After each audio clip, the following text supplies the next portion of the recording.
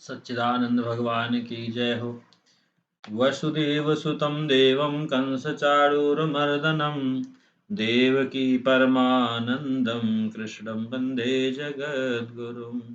कृष्णं वन्दे जगद्गुरुं। सच्चिदानन्दरूपाय विश्वोत्पत्त्यादिहेतवे तापत्रय विनाशाय श्रीकृष्णाय वयं नुमः। श्रीकृष्णाय वयं नुमः। अज्ञानतिमिरान्धस्य ज्ञानानञ्जशलाकया चक्षुरुन्मीलितं येन तस्मै श्रीगुरुवे नमः। अखण्डमण्डलाकारं व्याप्तं येन चराचरं तत्पदं दर्शितं येन तस्मै श्रीगुरुवे नमः। परम मंगलमय परात्पर पारब्रह्म परमेश्वर अखिलेश्वर अकारण करुणा करने वाले भक्त वांछा कल्पतर पीतांबरधारी नंदनंदन भगवान श्री कृष्ण के चरणों में कोटि साष्टांग प्रणाम करते हुए मित्रों, गुरु चरण से गुरु उपदेश से जो संकलन प्राप्त हुआ है, आज का विषय थोड़ा आप देखेंगे मरणासन अवस्था में करने योग्य कार्य क्या करें क्या न करें। थोड़ा अटपटा जरूर है, लेकिन लोगों में जो अज्ञानता बनी रहती मित्रों, उसी के प्रति निवेदन है। वीडियो अच्छा लगे तो दास पर बड़ी कृपा होगी मित्रों। और यदि अभी तक आपने मेरे चैनल को सब्सक्राइब नहीं किया तो सब्सक्राइब कर लेंगे, जिससे कि आपको हमारे नित्य नूतन वीडियो का लाभ मिलता रहे मित्रों। इसी आशा के साथ मैं अपनी वाणी रूपी पुष्प भगवान श्री कृष्ण के चरणों में अर्पित करते हुए मित्रों आपसे निवेदित करता हूं मित्रों। जातस्य ध्रुवो मृत्युर्ध्रुवम जन्म मृतस्य च।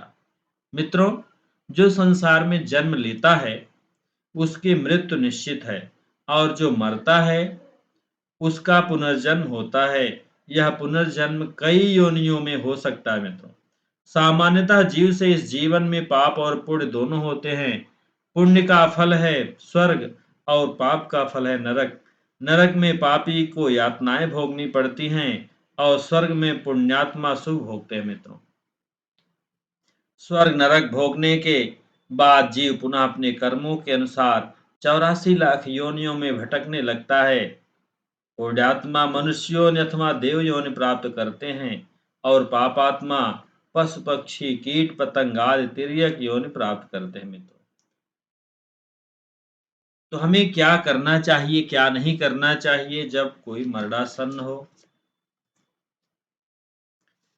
तो मित्रों, जब कोई व्यक्ति कहीं जाने लगता है तब उसके परिवार के सदस्य उसकी यात्रा को सुखमय बनाने के लिए तन मन और धन से जुट जाते हैं।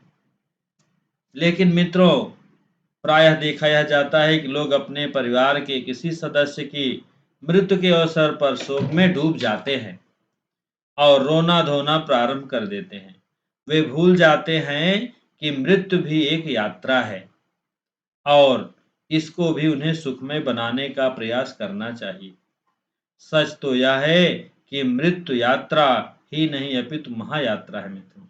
इसलिए परिवार के प्रत्येक सदस्य का यह कर्तव्य हो जाता है कि अपने प्रियजन की इस महायात्रा को सुखमय बनाने के लिए पहले से भी अधिक प्रयास करे मित्रों।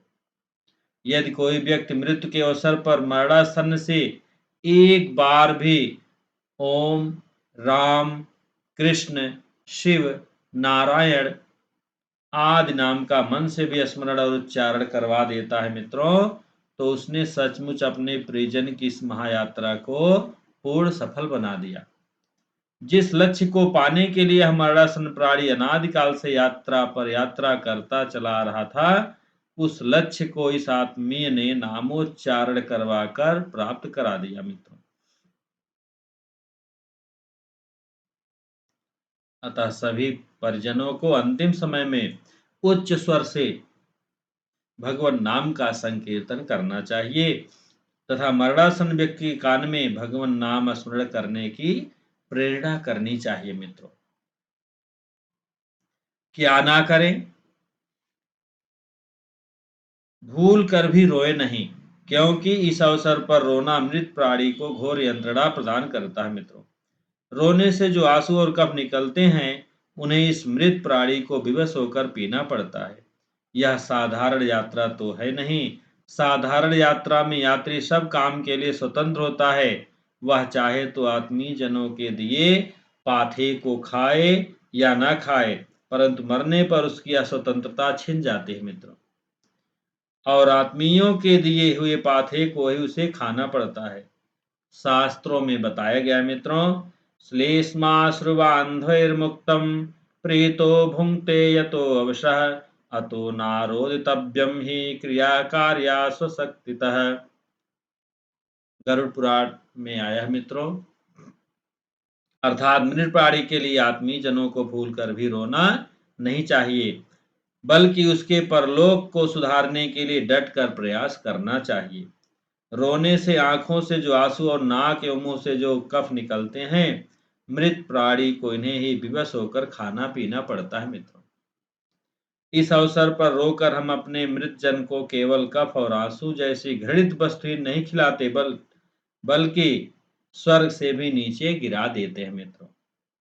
सोचमानास्तु सस्नेहा बांधवा सुहृदस्तथा पातयन्ति गतं स्वर्गम अश्रुपातेन राघव। वाल्मीकि रामायण में आया मित्रों ये। इसलिए कहाँ तो मृतात्मा अपने पुण्य के बल से स्वर्ग जा पहुंचा था, और कहाँ हमारे रोने की भूल ने उसे वहां से खींचकर नीचे गिरा दिया मित्रों। यह भूल कितनी पीड़ा देने वाली हो गई। अतः नरावतार अर्जुन की तरह शोक मोह को दूर कर मृत व्यक्ति का परलोक संभालने के प्रयास में डट जाना चाहिए। मरणासन रोगी के सामने शोक का प्रदर्शन होना ही नहीं चाहिए मित्रों। रोगिणो अंतिका मासाद्य सोच नियम न बांधवई, गरुड़ पुराण में आया मित्रों। शास्त्र ने रोने का भी विधान किया है, किंतु कब कब रोना चाहिए? जब दाह क्रिया के द्वारा उसके शरीर को संस्कृत करने लगते हैं, तब कपाल क्रिया करने के बाद परिजनों को उच्च स्वर से रोना चाहिए मित्रों। अब उसे अपने जनों के प्रेम का स्वाद चाहिए। इस अवसर पर अपने प्रियजनों के प्रेमाश्रु का स्वाद पाकर वह प्रफुल्लित हो उठता है। रोदितव्यम ततो गाढ़मेवं तस्य सुखम भवेत। गरुड़ पुराण प्रेत खंड में अध्याय 15 के 51वें श्लोक में आया है मित्रों। ये देखा जाता है कि कुछ लोग शोक के आवेश में होकर मरणासन प्राणी से पूछते हैं, आप मुझे पहचान रहे हैं? मैं आपका पुत्र हूँ, मैं आपका मित्र हूँ। आज ऐसी चेष्टा कभी ना करें, क्योंकि यह भयावह भूल है। इस कुकार्य से हम मृतात्मा को दुनिया में घसीट लाते हैं मित्रों, बंधन में डाल देते हैं। हमारी चेष्टा क्षण के लिए भी उसे स्मृत न हो, अतः भगवान के नाम का ही स्मरण कराएं। जब तक गांव में पास पड़ोस में अथवा घर के समीप शव विद्यमान हो, तब तक खाना पीना निषिद्ध है मित्रों। मरणासन व्यक्ति को आकाश तल में ऊपर के तल पर अथवा खाट आदि पर नहीं सुलाना चाहिए। अंतिम समय में पोल रहित नीचे की भूमि पर ही सुलाना चाहिए। अब हमें ध्यान देना है मित्रों। निवेदन है हमारा कि हमें क्या करना चाहिए। प्राणोत्सर्ग से पूर्व यदि संभव हो तो प्राणी को गंगा के पावन तट पर ले जाएं। उस समय नारायण, श्री राम, श्री कृष्ण, हरि, शिव आदि नाम का उच्चारण निरंतर होता रहे मित्रों। गंगा तट पर ले जाना संभव ना हो तो घर पर ही पोल रहित नीचे की भूमि पर गोबर, मिट्टी तथा गंगा जल से भूमि को शुद्ध कर दक्षिणाग्र कुश बिछा दें तथा तिल और कुश बिखेर दें। संभव हो तो कुशासन बिछाकर नई अथवा धोई हुई सफेद चादर बिछा दें, जिसमें नीला काला निशान ना हो मित्रों। यथासंभव गौमूत्र, गोबर तथा तीर्थ के जल से, कुश के जल से और गंगा जल आदि से स्नान करा दें अथवा गीले वस्त्र से बदन पोंछकर शुद्ध कर दें। यदि नहाने की स्थिति ना हो तो कुश से जल छिड़क कर मार्जन करा दें तथा नई धोई हुई धोती पहना दें। यज्ञोपवीत धारी व्यक्ति हो तो उसे एक जोड़ा नूतन यज्ञोपवीत भी पहना दें मित्रों। इस तरह से तुलसी की जड़ की मिट्टी और इसके काष्ठ का चंदन घिसकर संपूर्ण शरीर में लगा दें। इससे सारे पाप नष्ट हो जाते हैं मित्रों और विष्णु लोक की प्राप्ति होती है।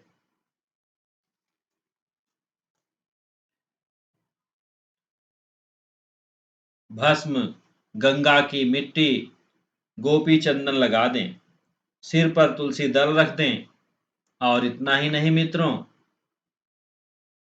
चारों तरफ जो है तुलसी के गमलों को सजा कर रख दें, ऊंची जगह पर सालग्राम शिला को स्थापित कर दें, घी का दीपक जला दें, भगवान के नाम का निरंतर उद्घोष होता रहे।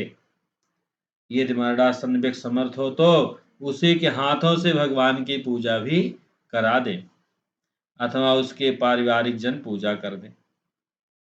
मुख में सालग्राम का चरणामृत डालते रहें, बीच बीच में तुलसी दल मिलाकर गंगा जल भी डालते रहें। इससे उस प्राणी के संपूर्ण पाप नष्ट हो जाते हैं और वह वैकुंठ लोक को प्राप्त करता है मित्रों। उपनिषद, गीता, भागवत, रामायण आदि का पाठ करते रहें, होता रहे मित्रों। किसी व्रत आदि का उद्यापन ना हो सका हो तो उसे भी कर लेना चाहिए मित्रों।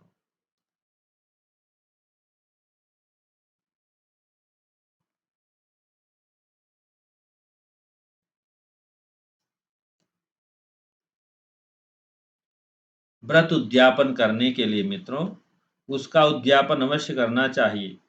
उद्यापन के बिना किया हुआ व्रत सफल नहीं होता है। उद्यापन बहुत ही धन संपत्ति और समय से साध्य है। शास्त्र में उसका अनुकल्प बताया गया है मित्रों कि व्रत करता या उसका प्रतिनिधि ब्राह्मणों से आदेश ले ले कि उद्यापन के स्थान पर द्रव्य दान कर दें।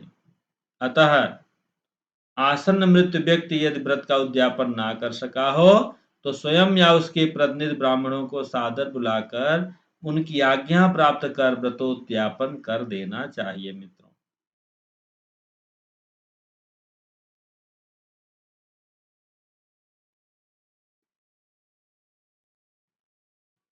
मरणासन व्यक्ति जब अब तक की स्थिति में पड़ा हुआ है तब तत्काल ही व्रतोद्यापन का अनुकल्प सर्व प्रायश्चित दान आदि कर्म एक ही समय करने पड़ते हैं मित्रों। समय भाव में मित्रों मरणासन व्यक्ति को पवित्र कर उसके द्वारा केवल दान का संकल्प करा देने से भी कार्य की पूर्णता मान लेनी चाहिए मित्रों।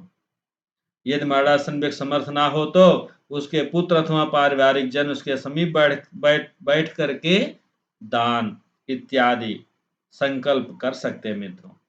इस तरह से मित्रों आशा है कि आपको इस वीडियो से बहुत सारी जानकारियां मिलेंगी मित्रों। मित्रों यह आपसे विनम्र निवेदन है कि आप वीडियो को पसंद आए तो ज़्यादा से ज़्यादा लोगों में शेयर करें, चैनल को सब्सक्राइब करें जिससे कि हमारे नित्य नूतन वीडियो का आपको लाभ मिलता रहे मित्रों। बोले सच्चिदानंद भगवान की जय हो। मित्रों गीता का प्रचार हो, सनातन धर्म का प्रचार हो, यही इस दास की प्रार्थना है आपसे मित्रों। सच्चिदानंद भगवान की जय हो।